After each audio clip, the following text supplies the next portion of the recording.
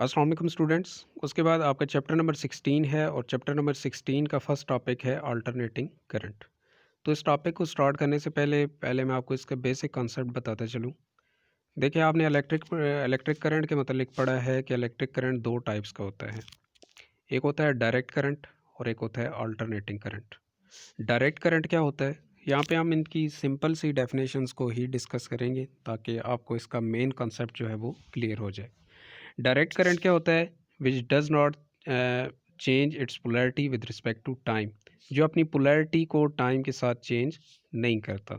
ठीक है, कि फॉर एग्जांपल अगर ये पॉजिटिव साइड से फ़्लो करना स्टार्ट करता है तो ये पॉजिटिव से नेगेटिव की तरफ जाएगा और ये अपने पाथ को चेंज नहीं करेगा। तो इसका जो सिंबल होता है वो आप इस तरीके से इसको डिनोट कर सकते हैं कि आपने एक पॉजिटिव टर्मिनल ड्रा करना है बैटरी का और एक नेगेटिव टर्मिनल ड्रा करना है, और जो करंट की डायरेक्शन है वो हमेशा पॉजिटिव से नेगेटिव की तरफ होती है। उसके बाद है अल्टरनेटिंग करंट। अल्टरनेटिंग करंट क्या होता है, which changes its polarity with respect to time, जो अपनी पोलैरिटी को बार बार चेंज करता है, जो अपने पाथ को बार बार चेंज करता है, उसको अल्टरनेटिंग करंट बोला जाता है। और इसका सिंबल आप किस तरह ड्रा कर सकते हैं कि आपने एक साइनोसाइडल वेव की फॉर्म की शक्ल आपने यहाँ पे ड्रा करनी है। अब यहाँ पे एक चीज़ जो स्टूडेंट्स को कंफ्यूज करती है वो ये है कि जब अल्टरनेटिंग करंट सर्किट में फ़्लो करता है तो जब वो बार बार अपनी पोलैरिटी को चेंज कर रहा है तो वो सर्किट के अंदर फ़्लो कैसे करता है।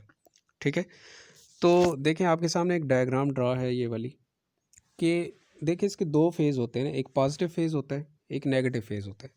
जब पॉजिटिव फेज़ आता है तो चार्ज जो है, करंट जो है वो पॉजिटिव से नेगेटिव की तरफ फ़्लो करता है। तो फॉर एग्ज़ाम्पल वहाँ पे अगर उसकी डायरेक्शन क्लॉकवाइज़ है, करंट की डायरेक्शन क्लॉकवाइज़ है, तो जब नेगेटिव फेज़ आएगा तो नेगेटिव फेज़ आने पर ये अब इसका नेगेटिव फेज़ है, तो नेगेटिव फेज़ आएगा तो वही उसकी डायरेक्शन चेंज हो जाएगी। अब वो एंटी क्लॉकवाइज डायरेक्शन में रोटेट करेगा। ठीक है, अगर पहले क्लॉकवाइज था तो अब वो एंटी क्लॉकवाइज डायरेक्शन में रोटेट करेगा।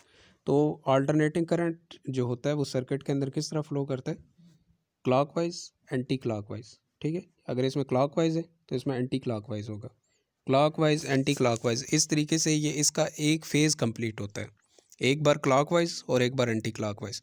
तो ये कितने फेज़ कंप्लीट करता है, तो मैंने शायद पिछले लेक्चर में भी चैप्टर नंबर 15 के लास्ट लेक्चर में भी आपको बताया था कि पाकिस्तान के अंदर जो अल्टरनेटिंग करंट की फ्रिक्वेंसी है वो 50 हर्ट्ज़ है, कि ये एक सेकंड के अंदर 50 दफ़ा क्लॉकवाइज डायरेक्शन में रोटेट करता है और 50 दफ़ा एंटी क्लॉकवाइज डायरेक्शन में फ़्लो करता है।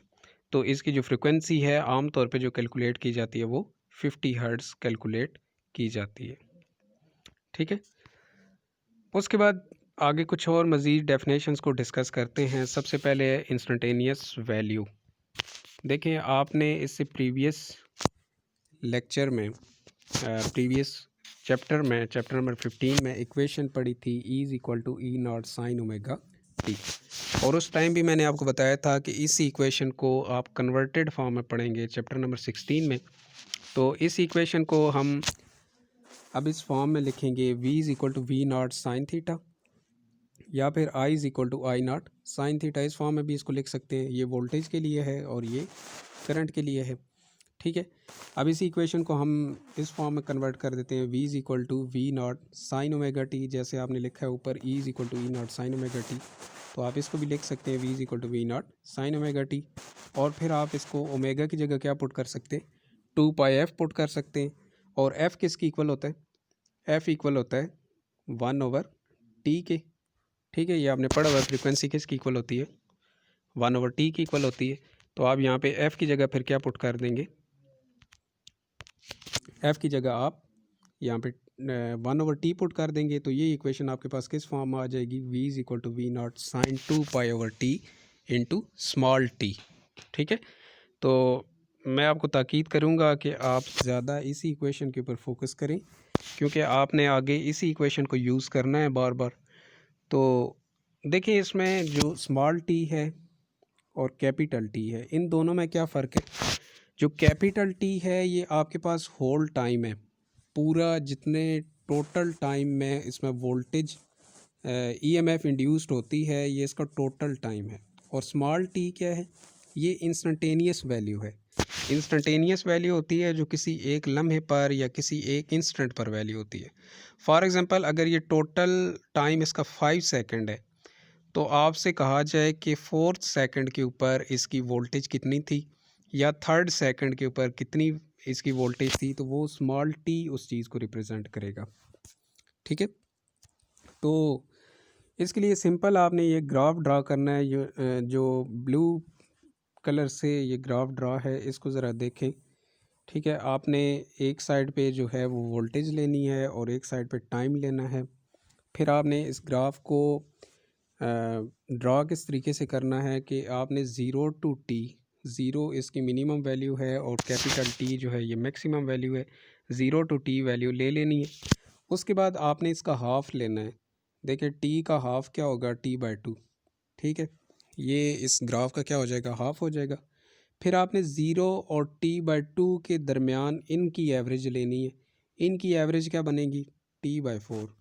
ठीक है, मतलब 0 और t/2 का जो हाफ़ होगा वो t/4 होगा और t/2 और t के दरमियान जो मिड पॉइंट आएगा वो क्या होगा, 3t/4।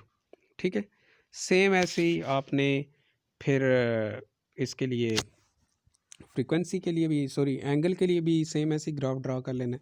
ये आपके पास एंगल का ग्राफ है।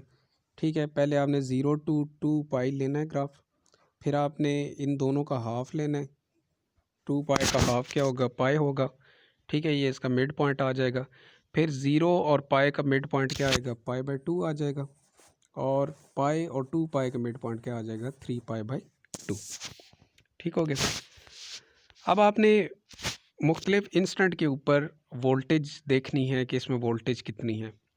अच्छा, एक बात ज़हन में रखनी है कि जो V0 है यहाँ पे, V0 ये वाली वैल्यू, ये इसकी मैक्सिमम वैल्यू है कि जितना ये मैक्सिमम वोल्टेज अचीव कर सकता है वो V0 है।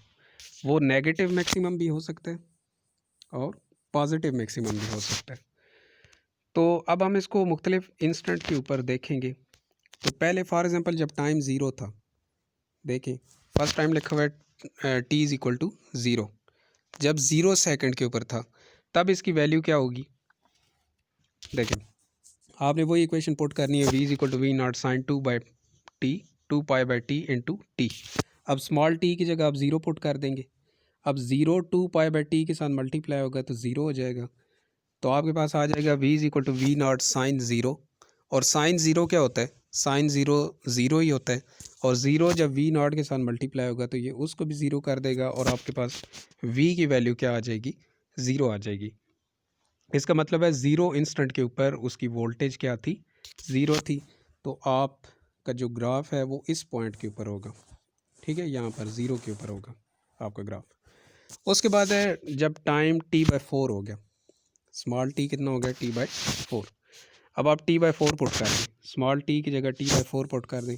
देखिए 2 जो है वो 4 के साथ कैंसिल हो जाएगा और t जो है वो t के साथ कैंसिल हो जाएगा। यहाँ पे कैपिटल T के साथ कैंसिल हो जाएगा और आपके पास v इक्वल आ जाएगा, v0 साइन π/2। साइन π/2 कितना होता है, साइन π/2 1 होता है। ठीक है, साइन π/2 की वैल्यू क्या होती है, 1 होती है। तो साइन π/2 जब 1 आ जाएगा तो v0 1 के साथ मल्टीप्लाई होकर v0 आ जाएगा और आपके पास v इक्वल आ जाएगा v0 की। इसका मतलब है अब आपको मैक्सिमम वैल्यू अचीव होगी। तो अब आपका t/4 के जहाँ पे t/4 है वहाँ पर आपका ग्राफ कहाँ चला जाएगा, ऊपर चला जाएगा, मैक्सिमम वैल्यू आ जाएगी आपके पास। ठीक है, उसके बाद आप इसको t/2 पर देखेंगे। ठीक है, थर्ड इंस्टेंट कितना है, t/2 अब पुट कर दे, स्मॉल टी की जगह v=v0 sin 2π/t into t/2। अब यहाँ पर भी देखें t जो है वो t के साथ कैंसिल हो रहा है, 2 जो है वो 2 के साथ कैंसिल हो रहा है और आपके पास वैल्यू क्या बच रही है, सिर्फ पाई बच रही है। v=v0 sin पाई, साइन पाई कितना होता है, साइन 180 होता है और साइन 180 भी ज़ीरो ही होता है। तो v आपके पास अगेन क्या आ जाएगा, ज़ीरो आ जाएगा। इसका मतलब है अब यहाँ पर भी वैल्यू क्या हो जाएगी, दोबारा मीन लाइन के ऊपर आ जाएगी, ज़ीरो हो जाएगी। सेम यही ग्राफ आपने नीचे भी ड्रा करते जाना है। देखिए पहले 0 था, 0 पर ये थी वैल्यू, फिर π/2 पर आपके पास मैक्सिमम वैल्यू आई और पाई के ऊपर अगेन आपके पास ज़ीरो वैल्यू आ गई। उसके बाद फोर्थ इंस्टेंट क्या है, 3t/4। 3t/4 अब पुट कर दें स्मॉल टी की जगह। v is equal to V not into sine 2π/t into 3t/4। अब देखिए t जो है वो t के साथ कैंसिल हो रहा है और आपके पास साइन की वैल्यू आ रही है साइन 3π/2। साइन 3π/2 होता है 270 डिग्री और साइन 270 डिग्री होता है -1, ठीक है। और जब -1 वी नॉट के साथ मल्टीप्लाई होगा तो आपके पास v किसके इक्वल आ जाएगा, -v नॉट के इक्वल आ जाएगा। इसका मतलब है अब आपको नेगेटिव मैक्सिमम वैल्यू होगी हासिल होगी, तो अब आप ये -v नॉट के सामने इस पॉइंट के ऊपर डॉट लगा देंगे, ठीक है। उसके बाद फिफ्थ इंस्टेंट क्या है, फिफ्थ इंस्टेंट है जब टाइम t हो गया, ये फाइनल पॉइंट, ठीक है। अब आप स्मॉल t की जगह कैपिटल T पुट कर देंगे। देखिए t जो है वो t के साथ कैंसिल हो जाएगा और आपके पास साइन 2π आ जाएगा। v is equal to V not sine 2π। Sine 2π होता है साइन 360 और साइन 360 जो है वो अगेन ज़ीरो होता है। अब आपके पास v जो है वो अगेन ज़ीरो आ जाएगा, तो अब यहाँ पर आपके पास ज़ीरो वैल्यू आ जाएगी, ठीक है। तो आपका ग्राफ फिर कहाँ पर आ जाएगा, मीन लाइन के ऊपर आ जाएगा। अब आपने करना क्या है कि ये जितने आपने डॉट लगाए थे, अब आप इस रेड लाइन को देखें, ठीक है। आपने इन डॉट्स को मिला देना है, तो ये आपको एक साइनोसाइडल वेव की फॉर्म में वोल्टेज रिसीव हुई है, ठीक है। तो ये अल्टरनेटिंग वोल्टेज है कि ज़ीरो मैक्सिमम फिर ज़ीरो फिर मैक्सिमम फिर ज़ीरो फिर मैक्सिमम। तो इस तरीके से इसका ये साइकिल जो है वो कंप्लीट होता है। और ये सेम उसके बाद 2-3 पॉइंट मैं आपको यहाँ पे बताता चलूँ कि सेम यही सिचुएशन होती है करंट के साथ भी। ये हमने वोल्टेज के लिए देखी है, ठीक है। अगर करंट के लिए आप ये ग्राफ ड्रा करें तो करंट के लिए भी सेम यही ग्राफ ड्रा होता है, ठीक है, साइनोसाइडल फॉर्म में। और जो डोमेस्टिक फ्रिक्वेंसी होती है वो पहले भी मैं आपको बता चुका हूँ कि पाकिस्तान के अंदर जो डोमेस्टिक फ्रिक्वेंसी रेंज है वो कितनी है, 50 हर्ट्ज़ है। कि एक सेकंड के अंदर ये 50 दफ़ा जो अल्टरनेटिंग करंट है ये चेंज होता है, ज़ीरो से मैक्सिमम और मैक्सिमम से अगेन ज़ीरो की फॉर्म में, ठीक है। उसके बाद हम नेक्स्ट देखते हैं और कुछ कॉन्सेप्ट को। पीक वैल्यू, पीक वैल्यू क्या होती है, हाँ जी, highest value reached by AC. Alternating current की जो हाईएस्ट वैल्यू होती है, मैक्सिमम वैल्यू होती है, उसको पीक वैल्यू कहा जाता है। और पीक वैल्यू मैंने पहले आपको बताया कि ये पॉजिटिव मैक्सिमम भी हो सकती है और नेगेटिव मैक्सिमम भी हो सकती है। वही आपने साइनोसाइडल वेव फॉर्म ड्रा करना है, तो जो पीक उसकी वैल्यू थी, मैक्सिमम थी, वो कितनी थी, वी नॉट थी। तो वी नॉट जो वैल्यू होती है ये पीक वैल्यू होती है। ये पॉजिटिव मैक्सिमम भी हो सकती है और नेगेटिव मैक्सिमम भी हो सकती है। उसके बाद है peak to peak values. Peak to peak values क्या होती है, sum of positive and negative peaks. इसको आप पी वैल्यू भी कह सकते हैं।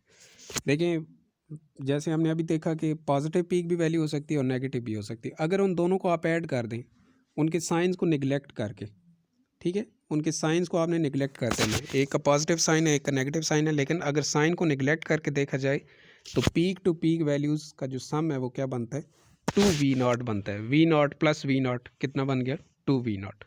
तो पीक टू पीक वैल्यू क्या होती है, sum of positive and negative peaks. उसके बाद मोस्ट इम्पॉर्टेंट इसमें जो कंसेप्ट है वो है रूट मीन स्क्वायर वैल्यू।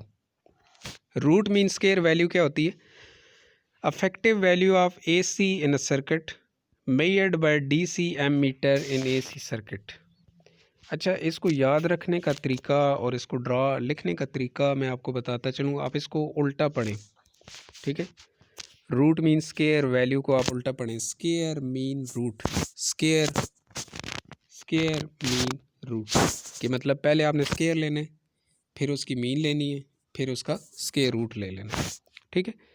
तो देखें VRMS इसको शॉर्ट फॉर्म में लिखा जाता है रूट मीन स्क्वायर स्पीड। तो ये किसकी इक्वल होती है, V/V0 over square root of 2।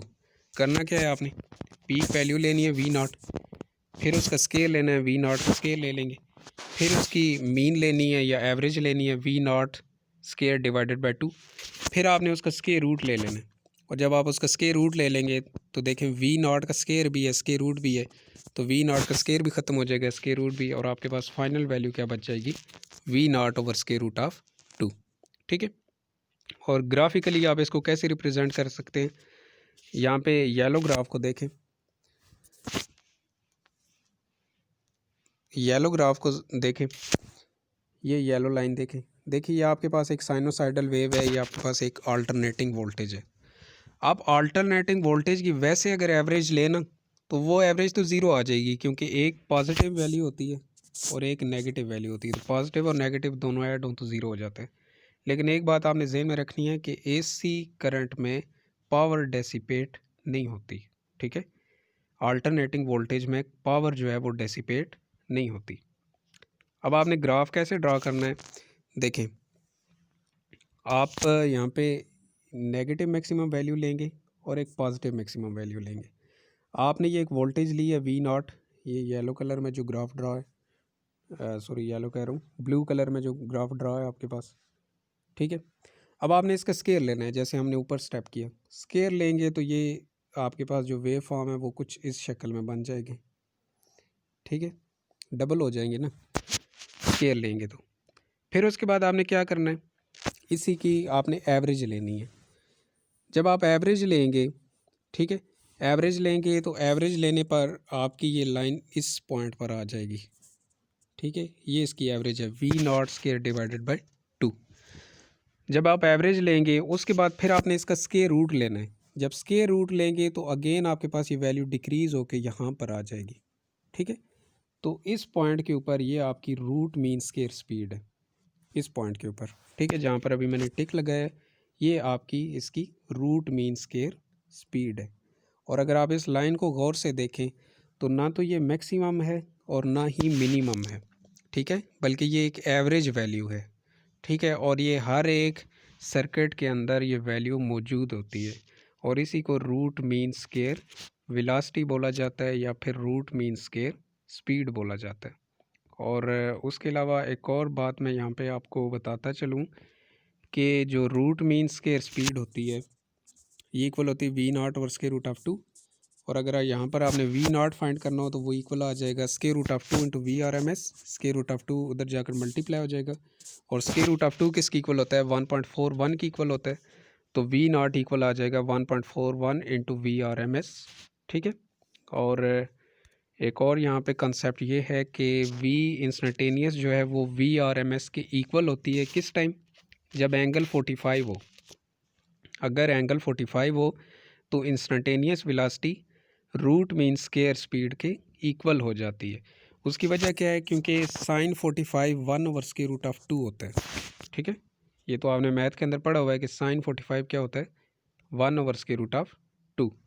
तो जब आप साइन 45 लेंगे, देखें V is equal to V0 into sine 45, तो आपके पास V इंस्टेंटेनियस किसकी इक्वल आ जाएगा, sine 45 1 over square root of 2 put करेंगे तो आपके पास आंसर क्या आएगा, V instantaneous equal to V0 over square root of 2। तो आपके पास VRMS भी यही है, V0 over square root of 2, और V इंस्टेंटेनियस भी आपके पास यही आ गया V0 over square root of 2। तो 45 के एंगल पर दोनों इक्वल हो जाते हैं, इंस्टेंटेनियस वेलोसिटी भी और रूट मीन स्क्वायर स्पीड भी। तो अभी तक हमने इस लेक्चर के अंदर ये जो टॉपिक है ये हाफ़ डिस्कस किया है। इसका अगला हाफ़ जो है ये हम नेक्स्ट लेक्चर में डिस्कस करेंगे। यहाँ तक अगर आपको कोई कन्फ्यूजन हो तो वो मुझसे आप पूछ सकते हैं। कहीं पर भी अगर कोई चीज़ आपको कंफ्यूज कर रही हो तो आप मुझसे कंसर्न कर सकते हैं। Thank you.